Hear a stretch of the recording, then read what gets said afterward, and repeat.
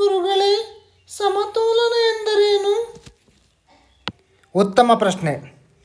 ಅತಿ ಮತ್ತು ಕೊರತೆಯೊಳಗಿನ ಮಧ್ಯದಲ್ಲಿ ಬದುಕಿನ ಎಲ್ಲ ಸುಖ ಇದೆ ಎಂದು ತಿಳಿಯುವುದೇ ಸಮತೋಲನ. ಹೌದಾ ಅಂದರೆ ಹೌದು ಎನ್ನುತ್ತದೆ ತರ್ಕ.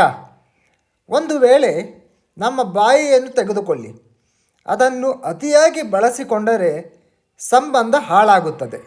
ಹಾಗೆ ನಾಲಿಗೆಗೆ ಇಷ್ಟವಿದೆ ಎಂದು ಅತಿಯಾಗಿ ತಿಂದರೆ ರೋಗ ಬರುತ್ತದೆ, ಸುಖವಾಗಿರುತ್ತದೆ. ಹೀಗೆ ಸಮತೋಲನ ದೇಹದಲ್ಲಿರುವಾಗ ಅದರ ಉಪಯೋಗವನ್ನು ಅರಿಯುವುದು ನಮ್ಮ ಕರ್ತವ್ಯ. ಎಲ್ಲ ತರಹದ ಭೋಗ ಅನುಭವಿಸಿ, ಆದರೆ ಎಲ್ಲದರಲ್ಲೂ ಹಿಡಿತವಿರಲಿ. ಏನು ಮಾಡಿದರೆ ಏನಾಗಬಹುದು ಎಂಬ ಸದಾ ಎಚ್ಚರ ನಿಮ್ಮಲ್ಲಿರಲಿ. ಅಂಥವರನ್ನು ಜ್ಞಾನ ಬಯಸುತ್ತದೆ. ಯಾರು ಎಚ್ಚರದಿಂದಿರುವರೋ ಅವರನ್ನು ಜ್ಞಾನವೇ ಬಯಸಿ ಬರುತ್ತದೆ. ಗುರುಗಳೇ, ಮಾನವ ಮಾಂಸಾಹಾರಿಯೇ? ಉತ್ತಮ ಪ್ರಶ್ನೆ. ವೈಜ್ಞಾನಿಕವಾಗಿ ಮತ್ತು ಪ್ರಕೃತಿ ಸಹಜವಾಗಿ ಮಾನವ ಯಾವುದೇ ಸಂಶಯವಿಲ್ಲದೆ ಸಸ್ಯಾಹಾರಿ.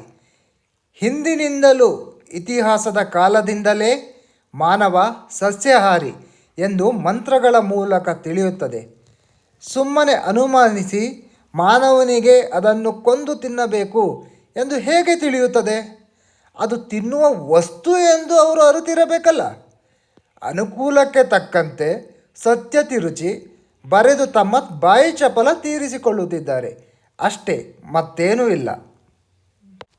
ಗುರುಗಳೇ, ಸಮಸ್ಯೆ ಎಂದರೇನು? ಉತ್ತಮ ಪ್ರಶ್ನೆ. ಅದು ಪರಿಹಾರವಾಗುವುದಿಲ್ಲ.